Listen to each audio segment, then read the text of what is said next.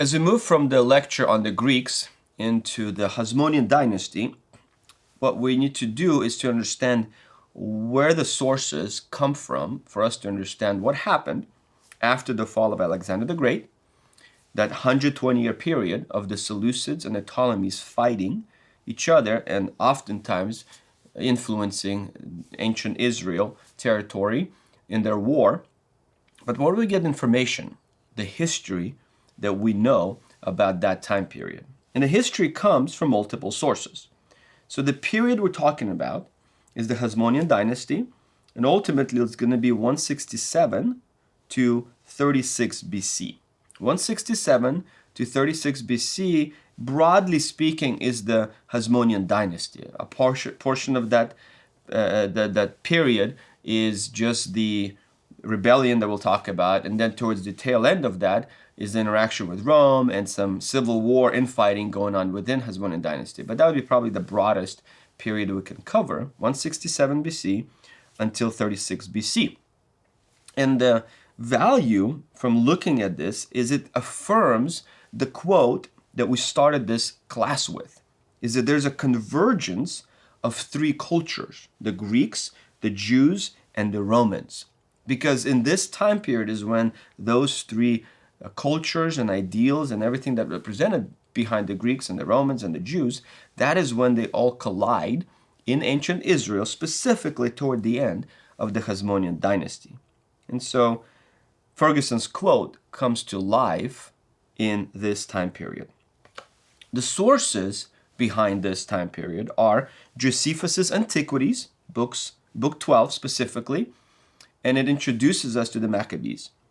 Then the Diodorus Siculus, his book 34 and 35, which is a Greek historian. He's a Greek historian.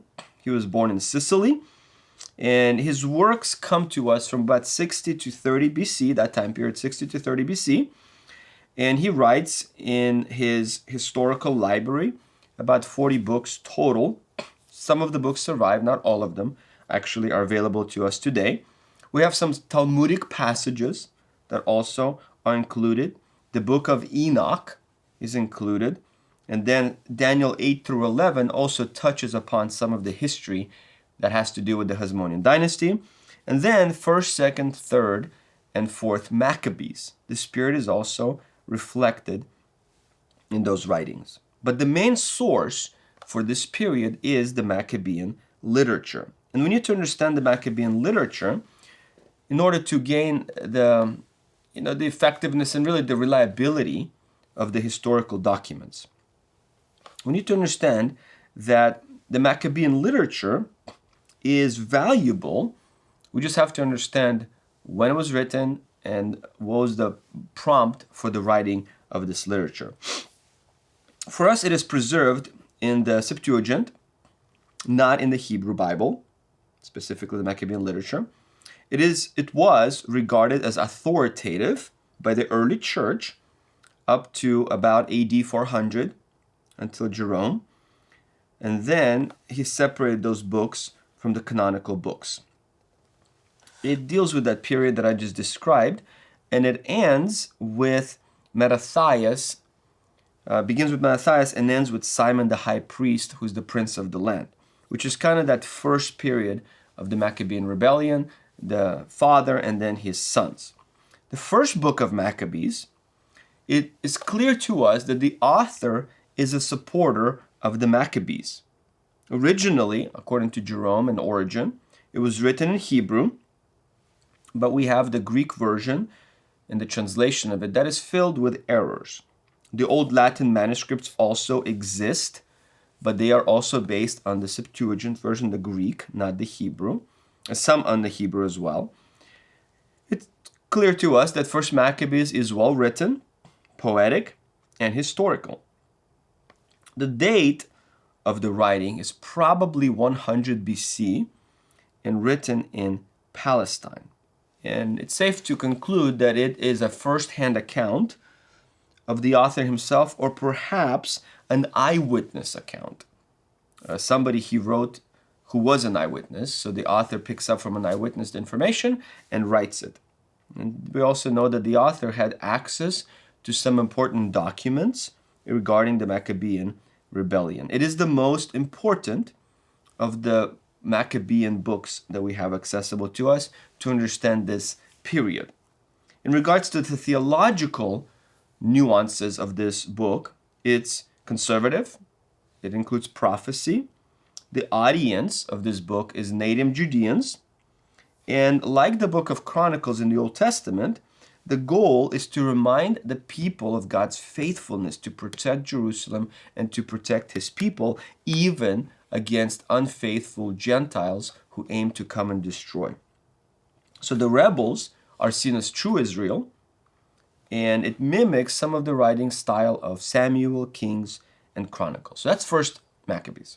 Second Maccabees covers the period of 175 to 164 BC. 175 to 164 BC. It's written sometime in the period of 140 BC to the first century AD. So it's really hard for us to pinpoint the specific time period of its writing, and it partially overlaps with first Maccabees. It covers 15 years before the persecution itself that led to the rebellion and then takes us into the last victory of Judas Maccabees, which is the year 161 BC, and that is where the book concludes.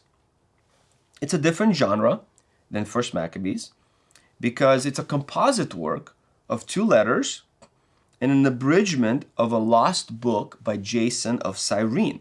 Jason of Cyrene is mentioned in 2 Maccabees chapter 2, verse 23, and outside of that reference, there is no knowledge of who Jason was. And so all we know is that he existed, he wrote a book. 2 Maccabees is dependent on that source, but we have no more access to it. And the focus of this second book of Maccabees is on the temple, on the miracles, on piety, and lessons that we should draw as readers from this time period for our own lives. Judas, the rebel, is the hero of the book. It takes us to the last victory, the defeat, and the death that soon follows. Second Maccabees, in some sense, is a check on First Maccabees because it's the only source we have to this period of 185 to 166 BC. And so it gives us a little bit of a checks and balances to First Maccabees as well. And it develops stories of faithful martyrs who rebelled in that time period, the Hasmonean rebellion, the Maccabean rebellion, and who died as loyalists to Judaism. And they died fighting for the true Judaism and in the hands of their foreign oppressors. Second Maccabees establishes Hanukkah as a feast that will be celebrated for the rest of Jewish history. It's mentioned in the Gospel of John, chapter 10. And we can see that the author of Second Maccabees admires Judas Maccabeus, but he doesn't admire his successors. And we'll see why in the coming lecture. He talks about the rivalry that existed between various Judean rulers. And to whatever degree possible, it has some historical value, but it's more of a reading scroll for Hanukkah. That's how it's been understood and received in history. Maccabees, the third book of Maccabees, takes us 50 years prior to the Maccabean rebellion. And it's written probably around the 1st century AD. And it focuses on Alexandrian Jews and how God delivered them from their oppressors. In some sense, it's very similar to the book of Esther. The book of Esther focuses on Jews in the Medo-Persian Empire and how God delivered them against their enemies. So third Maccabees is similar and has a similar tone and a similar message to deliver. It precedes the rebellion by about 50 years, as I mentioned, and it really focuses on the battle in 217 BC, the Battle of Raphia, between Ptolemy IV of Egypt and Antiochus III of Syria. And Ptolemy of Egypt is victorious. But what happens after is that he begins to oppress the Jewish people. And the main focus of the third book of Maccabees is the power of prayer. First Maccabees is never mentioned in Third Maccabees, but because of the provision that God extends to his people, protecting them, preserving them, it's similar to what we see God doing in protecting Jewish, faithful Jews against Antiochus IV in 1st and 2nd Maccabees. Therefore, 3rd Maccabees as a book has begun to be associated with Maccabean literature. It begins very abruptly with a plan to kill the king, and then there's some parallel between Polybius's history in chapter 5, sections 80 to 86, and overlaps with Josephus in his writing against Apion, and a little bit of the same tone as the book of Esther, as I just mentioned. So it doesn't necessarily mean it's fully accurate historically. Some scholars would just make it as an embellishment of a kind of almost like a prayer book indicating how God protected his people. The 4th book of Maccabees is filled with legendary accounts of the martyrs during the Maccabean rebellion. The writing date is probably 1st to 2nd century AD, and there's quite a few stories that overlap between 4th Maccabees and 2nd Maccabees. Eleazar, for example, the pious mother and her 7 sons. Those are recorded in multiple places in 4th Maccabees, with 2nd Maccabees overlapping. And so it seems that these martyrs are celebrated as part of the early history of the Maccabean rebellion. And ultimately, the prescription that is given in this book is to be faithful to God, even against opposition and hostility, and even in the face of deliverance that's offered from the enemies who offered them success and some rewards if they were to betray their loyalty to the God of Israel. The Maccabees themselves are not mentioned in the book of 4th Maccabees. And it reads more like a philosophical treatise about virtue, about honor, about piety, about obedience to God. Talks about strict observance to the Jewish law, about the 10 Commandments, talks about Joseph, talks about Moses, talks about David and the fighting of desire and lust and anger, having self-mastery. So it is more of a philosophical treatise. That's how scholars have interpreted this book. The 5th book of Maccabees is simply a translation of Syriac of Josephus's War of the Jews. So in that sense, it has nothing to do with Maccabean period, the Maccabean period, or the Maccabees in themselves historically. So those are the 5 books of Maccabean literature that you should be familiar with as we think about the primary sources for this time period. Now, as we look at the history, the Maccabean revolt is kind of the launching point of everything. But we have to understand what happened before the revolt that led Judas Maccabees and to the rebellion and ultimately to what would provide independence in ancient Israel. So we begin the story with Antiochus III, Antiochus the Great. In Daniel chapter 11, in verse 10, we read the following. His sons will mobilize and assemble a multitude of great forces, and one of them will keep on coming and overflow and pass through, that he may again wage war up to his very fortress. The king of the south will be enraged and go forth and fight with the king of the north. So this is the reference to the Ptolemies and the Seleucids fighting. Then the latter will raise a great multitude, but the multitude will be given into the hand of the former.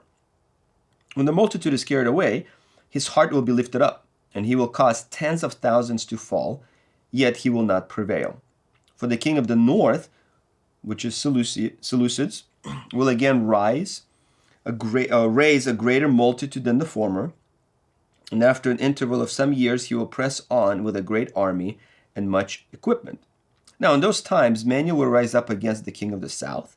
The violent ones among your people will also lift themselves up in order to fulfill the vision, but they will fall down. Then the king of the north will come, cast up a siege ramp, and capture a well-fortified city. And the forces of the south, this is Egypt, will not stand their ground, not even their choicest troops, for there will be no strength to make a stand. But he who comes against him will do as he pleases, and no one will be able to withstand him. He will also stay for a time in the beautiful land with destruction in his hand. He will set his face to come with the power of his whole kingdom, bringing with him a proposal of peace which he will put into effect. He will also give him the daughter of women to ruin it, but she will not take a stand for him or be on his side. Then he will turn his face to the coastlands and capture many. But a commander will put a stop to his scorn against him. Moreover, he will repay him for his scorn. So he will turn his face toward the fortress of his land, but he will stumble and fall and be found no more. What Daniel describes for us is the period of the war between the Seleucids and the Ptolemies. And the south is the Ptolemies, the north is the Seleucids. And we're introduced to Antiochus III, or also known as Antiochus the Great. He was a very enterprising ruler in the Seleucid dynasty. He had victory in multiple places in Parthia and Armenia and Bactria, and thereby earned the title the Great. And he began to extend his victory into Sinai, so going south from the territory of Syria, and he defeated the Egyptians at the Battle of Paneum in 200 BC and gained control of Palestine. And thereby he annexed it to Syria. Now, at this time period, he began to push Hellenization more severely onto the Jewish people than Alexander the Great even did. He continued to spread it more and more, and thereby creating a difficult environment for the Jewish people. He saw himself as the champion of the Greek way of life, of the Greek culture, of Hellenistic way of thinking. And so he encouraged the Greek language and the adoption of the Greek customs. Hellenization really grew up as a party in the nation. And so many prominent Jewish people began to be pro-Hellenization. They began to abandon their Jewish rituals and Jewish religious commitment in order to adopt this more sophisticated way of life. Some of the priests in Jerusalem even began to take a part in pushing Hellenism at this time period. Some of the high priests became officials within the governing authority and now had to deal with the influence of the Seleucid connection and interconnection with Israel. The Jewish nation had a conservative element as well, who were passionately committed to the Old Testament, to Orthodox Judaism in that sense, and they did not want to yield to the Greek influence at this point, which created significant strife, as you can imagine. They began to protest the adoption of even wearing hats that were more Hellenistic than they were comfortable with doing. The Seleucids began to erect a gymnasium, for example, in Jerusalem. They built a racetrack in Jerusalem. So you can begin to see this forced Hellenistic way of life through the entertainment elements and through athletics. So at this time period, the religious situation becomes more tense, more volatile, and more difficult for the faithful Jewish people. The sophisticated Jews, however, began to fully embrace the foreign customs, and this is the beginning of what would ultimately become this Hasidic understanding. We know today Hasidic Jews, well, Hasidim were known as the pious ones. So because of this forced Hellenistic ideas onto the Jewish people by the Seleucids, this idea of piety begins to emerge and ultimately explodes with the Maccabean rebellion. Well, Antiochus III invades Greece and he invades Egypt in the year 194 BC. Rome begins to retaliate and defeats him in the year 191 BC. And there's a peace treaty that is signed with Rome. They expect a tribute, a payment, and they take 20 hostages, one of whom is Antiochus III's son, Antiochus IV. So, Antiochus mounts a fresh campaign where he is actually killed in the year 187 BC. Well, the situation becomes difficult, and Antiochus IV takes offense at this situation. By the year 175, Rome decides to release Antiochus IV, who goes back to Syria, where he's from, and slowly rises to power and becomes a proponent of Hellenization. In Daniel chapter 11, in verse 21, it talks about his rise. In his place, so Antiochus III is killed, in verse 20 we read that. In verse 21, in his place a despicable person will arise, on whom the honor of kingship has not been conferred, but he will come in a time of tranquility and seize the kingdom by intrigue. And so this is a reference to Antiochus IV arising into power and gives himself the title Epiphanes, which actually means manifest as a god. But because of the way he ruled, his name would be given as Epimanes, which means utterly mad.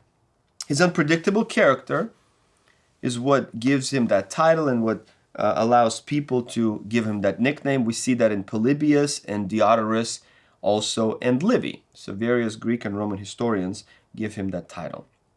It was his instability, almost merging and verging upon insanity, that led him to be extremely harsh on the Jewish people. When he took over, he inherits a debt that is owed to Rome, a debt of taxes. He successfully wards off the Egyptians who want control of Israel after all that instability within the Syrian world. Antiochus' ambition was to continue the Hellenistic way of life. And he wanted to unify the Seleucid Empire that is a little bit unstable at this point. So, in Jerusalem, Jason is a leader of the pro-Greek faction. So he is one of the elites. He is all about Hellenism. And so he approaches Antiochus IV and says, I will help you Hellenize Jerusalem if you make me the high priest. And I'll double the payment that Jerusalem pays to you, more so than the current high priest makes to you. Well, Antiochus IV agrees. How do you say no to that offer? Just make me the high priest, I'll make Jerusalem more Hellenized, and I'll double the payment that we currently pay you. So in 175 BC, Antiochus IV makes Jason the high priest. Well, this creates strife and instability, of course. And so now you have a pro-Egyptian and a pro-Syrian faction within Jerusalem. In 174, so the next year, the pro-Syrian high priest is Jason. He offers him the payment. He gets the high priesthood. 3 years later, so he's in charge now. 3 years later, Jason's assistant, Menelaus is his name, carries this payment that is promised to Antiochus IV, and he brings it to him and says to Antiochus IV, if you make me the high priest, let's get rid of Jason, whom you've previously made high priest. If you make me the high priest, I will double the payment that you're currently receiving from Jason. Well, for Antiochus, that makes total sense. And so he makes him the high priest. And so we begin to see the high priesthood as an office being sold to the highest bidder. Well, because Menelaus was not a Zadokite, that created conflict and tension. He wasn't supposed to have it because it was supposed to be an inheritance, not just for sale. This irritates the pious Jews, as you can imagine, and they unite even more against the Seleucid influence.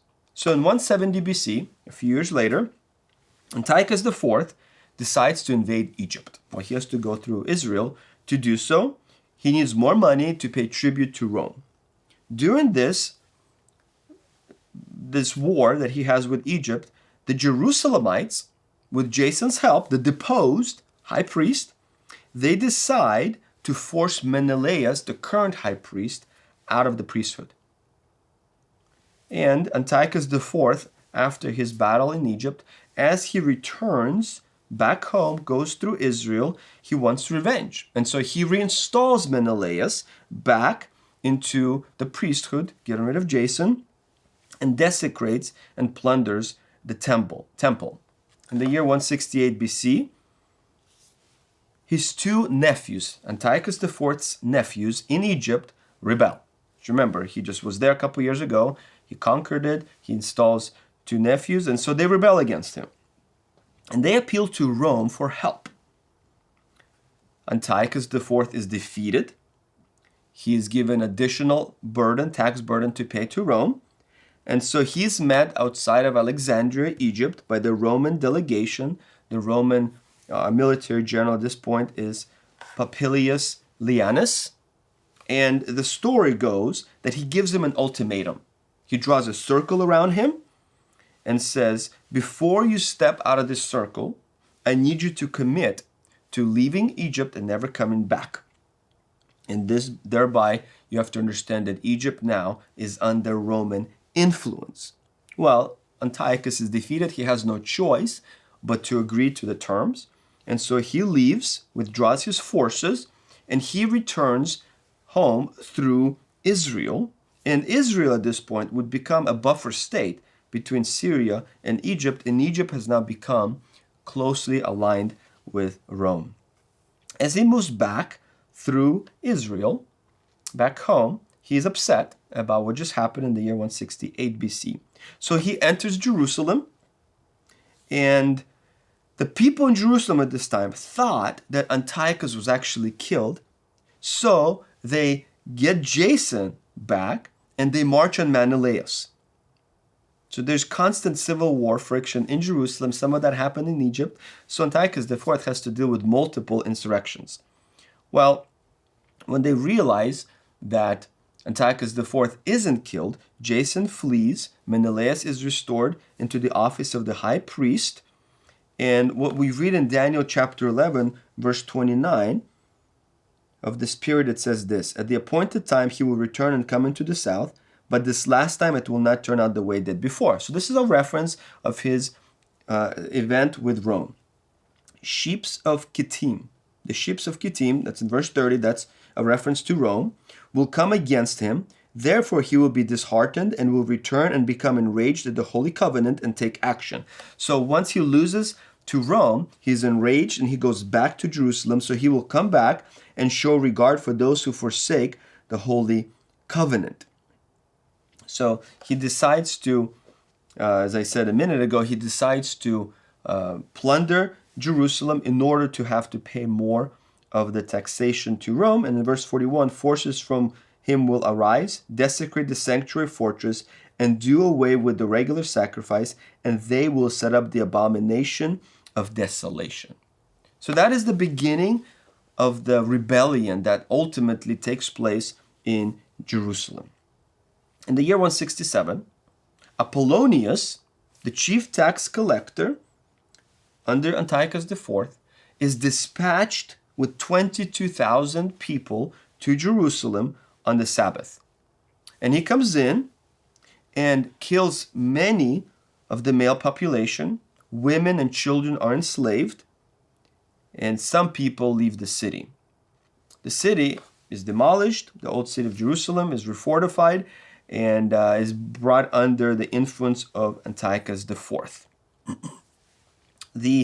Antiochus IV, his leaders, prohibit certain elements of Jewish life, and they rededicate the temple to Zeus, and they do a monthly check on all the activities in that area. For example, if anybody is found with a copy of the book of the law, or if a child is circumcised, they would kill those individuals. So in the year of 167, on the 25th of Kislev in December, they offer a pagan sacrifice. So that's what we just read in verse 31, the abomination of desolation. That takes place when they offer a pig to Zeus on the altar. Well, that enrages the Jewish people even more, and we get the history behind all this in 1 Maccabees chapter 1, verses 29 through 64. That's your reading. 1 Maccabees chapter 1, verse 29 through 64. And there's also an indication of this in 2 Maccabees chapter 5, verses 24 through 26. So in this time period, in this rebellion, the rebellion is about to take place. In this prohibition, the temple rituals are forbidden. Scriptures are destroyed. The Sabbath, the festive days, all the dietary laws and circumcision, all that becomes prohibited. And of course, that irritates the Jewish people. And so, in response to all this, after killing so many individuals, the people who are faithful Jews begin to consider a rebellion. One author, Robert Cate, in A History of the Bible Lands in an Interbiblical Period, says the following about this period. An aged scribe was forced to eat pork, but spit it out, refusing to wallow it. He was offered another chance, and some of his friends urged him to bring clean and proper meat and substitute it for the swine flesh and pretend to eat it. He worried about the effect such an act might have on younger people and refused. As a consequence, he was beaten to death. An aged woman and her 7 grown sons were brought forward to be forced to eat pork. When they refused, each in turn had his tongue cut out, his hands cut off, and then was cooked alive. Finally, the mother herself was executed in a similar manner. The worse the persecution became, the more people joined the faithful. Many people went out into the caves in the hill country to observe Sabbath. Antiochus sent his soldiers after them. When the soldiers discovered that the Jews would not defend themselves on the Sabbath, they chose that day to attack. In these attacks, they barricaded the people inside the caves and burned them. The resistance continued to spread. So did the persecution.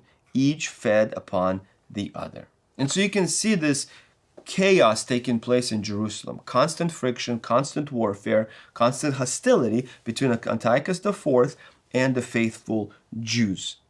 And he continues to try to squash any rebellion that would be demonstrated by the loyalists to Judaism.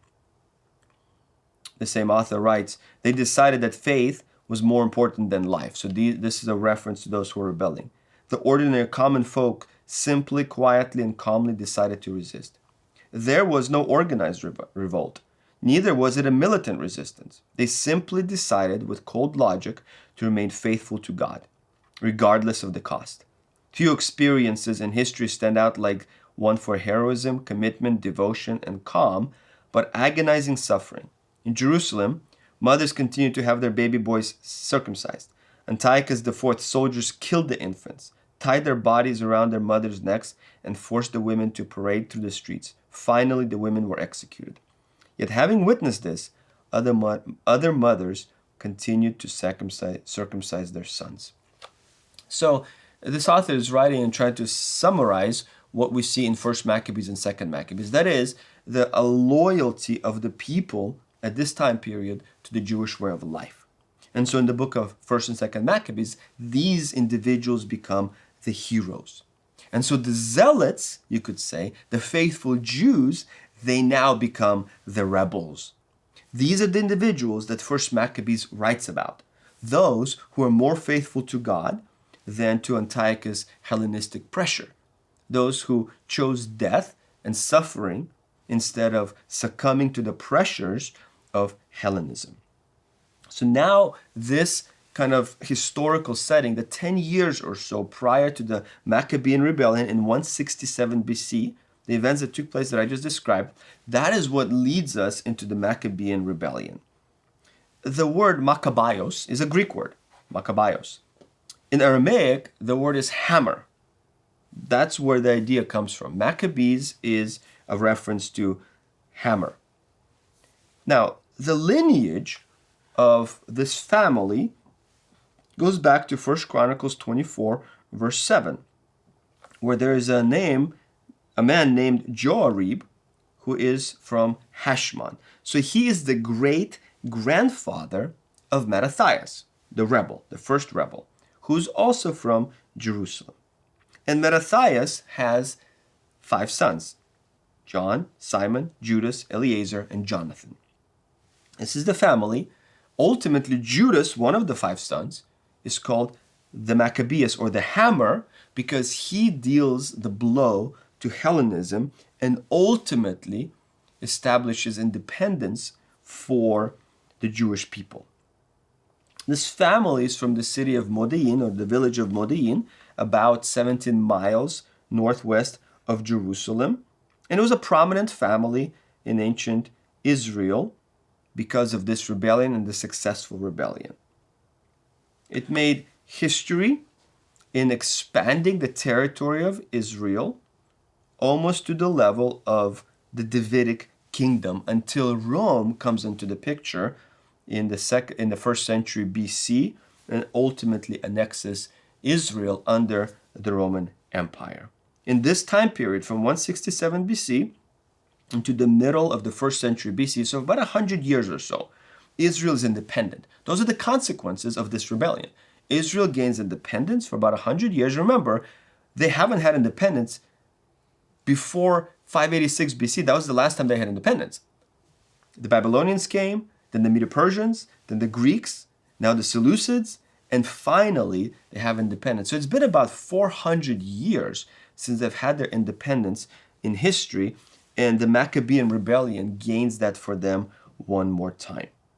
Mattathias Maccabees, in some sense, functions like Phineas in Numbers chapter 25. The story in Numbers 25 is about a faithful Jew who was zealous for God's law, and he saw immorality taking place with a Moabite woman, and so he speared the Jewish man and this woman in the tent, and the zeal of Phineas becomes this example of loyalty and allegiance and faithfulness to God.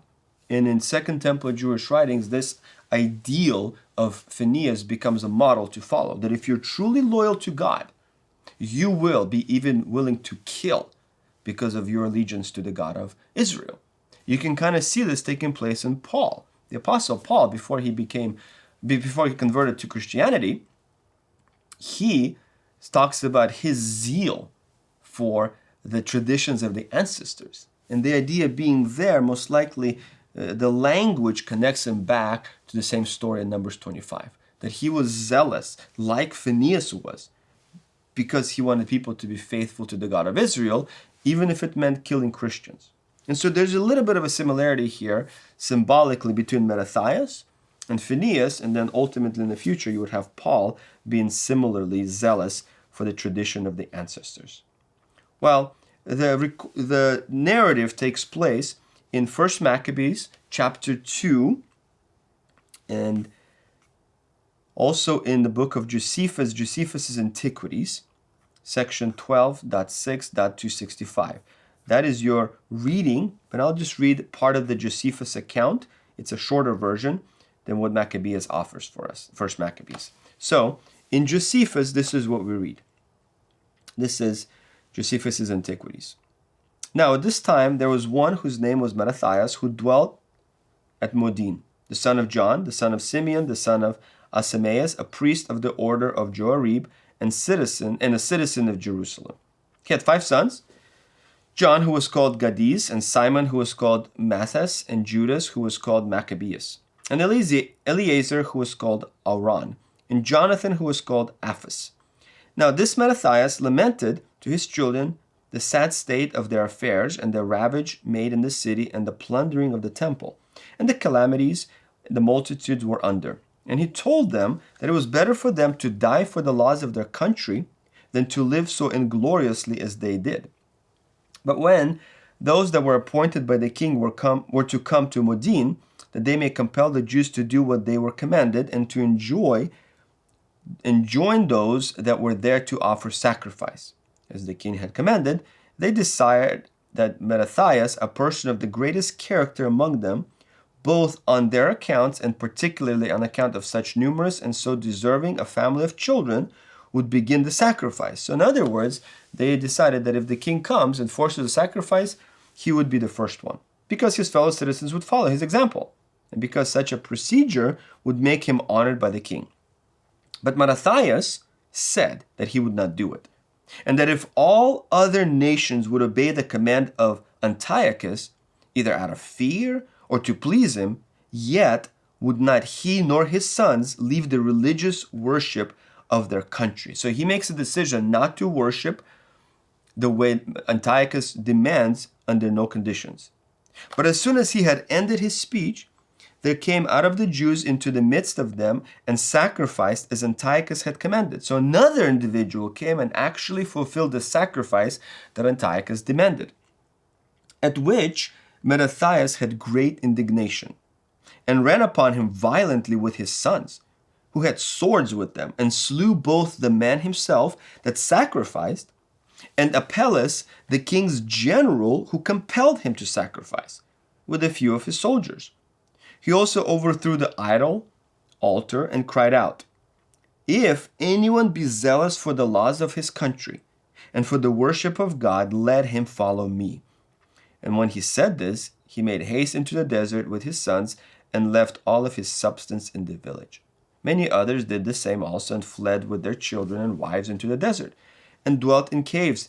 But when the king's generals heard this, they took all the forces they then had in the citadel of Jerusalem and pursued the Jews into the desert. And when they had overtaken them, they in the first place endeavored to persuade them to repent and to choose what was most for their advantage, and not put them to the necessity of using them according to the law of war. But when they would not comply with their persuasions, but continued to be of ordinary mind, they fought against them on the Sabbath day, and they burned them as they were in the caves, without resistance and without so much as stopping up the entrance of the caves. And they avoided to defend themselves on that day because they were not willing to break upon the honor they owed to the Sabbath, even in such distress, for our law required that we rest upon that day. There were about 1,000 with their wives and children who were smothered and died in their caves. But many of those who escaped joined themselves to Mattathias and appointed him to be their ruler, who taught them to fight even on the Sabbath day, and told them that unless they would do so, they would become their own enemies by observing the law so rigorously, while their adversaries would still assault them on this day. And they would not then defend themselves, and that nothing could then hinder, but they must all perish without fighting. This speech persuaded them, and this rule continued among us to this day, that if there be a necessity, we may fight on Sabbath days. So Mattathias got a great army about him and overthrew their idol altars and slew those that broke the laws, even all those he could get under his power. For many of them were dispersed among the nations around about them for fear of him. He also commanded that those boys who were not yet circumcised should be circumcised now, and he drove those away that were appointed to hinder such circumcision. But when he had ruled 1 year, and was fallen into a distemper, he called for his sons and set them around about him and said, "O my sons, I am going the way of all the earth. I recommend to you my resolution and beseech you not to be negligent in keeping it, but to be mindful of the desires of him who begot you and brought you up to preserve the customs of your country, and to recover your ancient form of government, which is in danger of being overturned, and not to be carried away with those that either by their own inclination or out of necessity betray it, but to become such sons as are worthy of me, to be above all force and necessity, and so to dispose your souls as to be ready when it shall be necessary, to die for your laws as sensible of this, just by reasoning that if God see that you are so disposed, he will not overlook you, but will have a great value for your virtue, and will restore to you again what you have lost, and will return to you that freedom in which you shall live quietly and enjoy your own customs.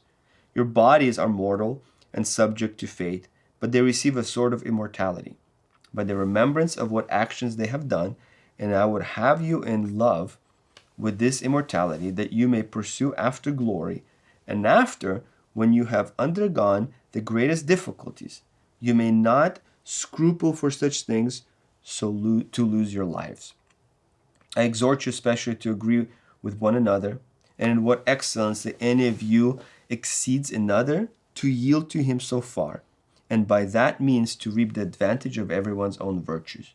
Do you then esteem Simon as your father, because he is a man of extraordinary prudence, and be governed by him in what counsels he gives you?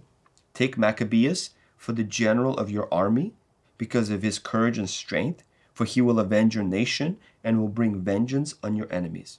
Admit among you the righteous and religious and augment their power."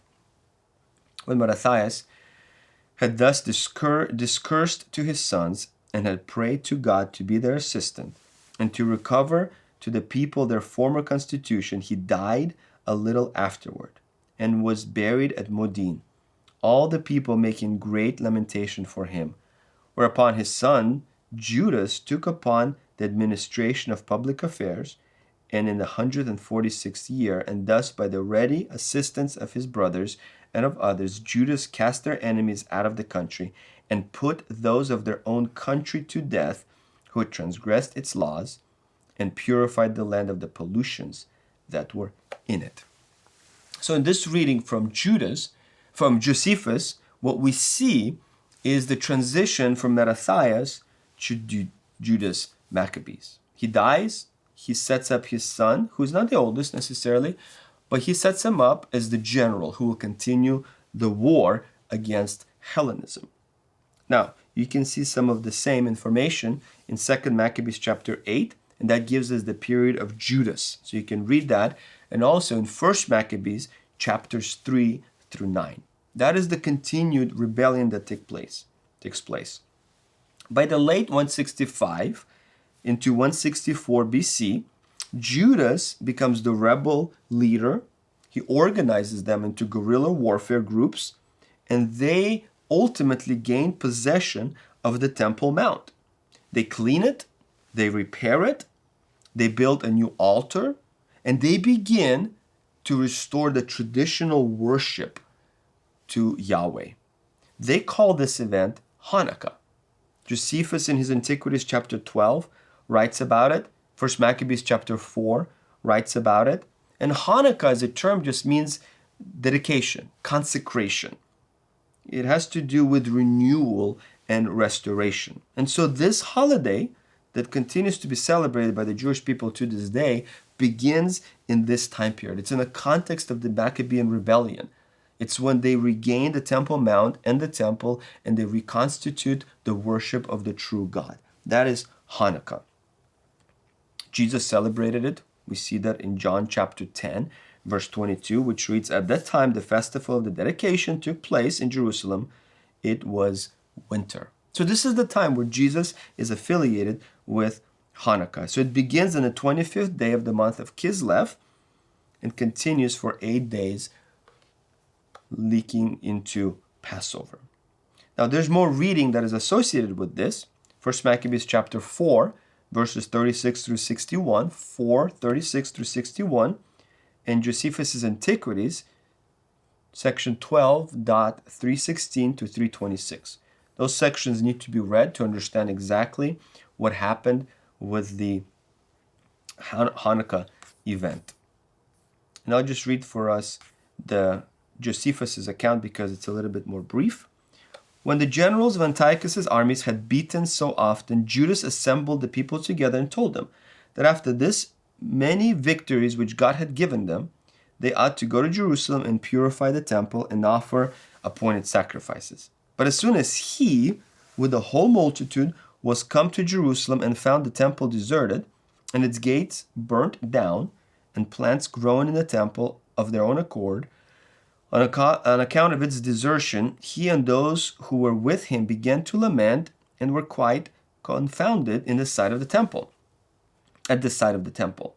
So he chose out some of his soldiers and gave them order to fight against those guards that were in the citadel, until he should have purified the temple. When therefore he had carefully purged it, and had brought in the new vessels, the candlestick, the table of the showbread, and the altar of incense, which was made of gold, he hung up the veils at the gates and added doors to them. He also took down the altar of the burnt offering and built a new one of stone that he gathered together, and not of such as were hewn with iron tools. So, on the 25th day of the month of Kislev, the 25th, which the Macedonians call Apeleus, they lit the lamps that were on the candlestick and offered incense upon them and laid the loaves upon the table. And they offered burnt offerings on the new altar. Now it so fell out that these things were done on the very same day on which their divine worship had fallen out, and were reduced to a profane and common use after 3 years' time. For so it was that the temple was made desolate by Antiochus, and so continued for 3 years. This desolation happened to the temple in the 145th year, on the 25th day of the month of Apuleius, and on the 153rd Olympiad. But it was dedicated anew on the same day, the 25th of the month of Apuleius, in the 148th year, and in the 154th Olympiad. And this desolation came to pass according to the prophecy of Daniel, which was given 408 years before. For he declared that the Macedonians would dissolve that worship for some time. Now Judas celebrated the festival of the restoration of the sacrifices of the temple for 8 days, and omitted no sort of pleasures thereon, but he feasted them upon very rich and splendid sacrifices, and he honored God, and delighted them by hymns and psalms. Nay, they were so very glad at this revival of their customs, when after a long time of intermission, they unexpectedly had regained the freedom of their worship, that they made it a law for their posterity, they should keep a festival on account of the restoration of their temple worship for 8 days. And from that time to this, we celebrate this festival and call it Lights. I suppose the reason was because this liberty beyond our hopes appeared to us, and that thence was the name given to that festival. Judas also rebuilt the walls around the city and reared towers of great height against the incursions of the enemies, and set guard against them.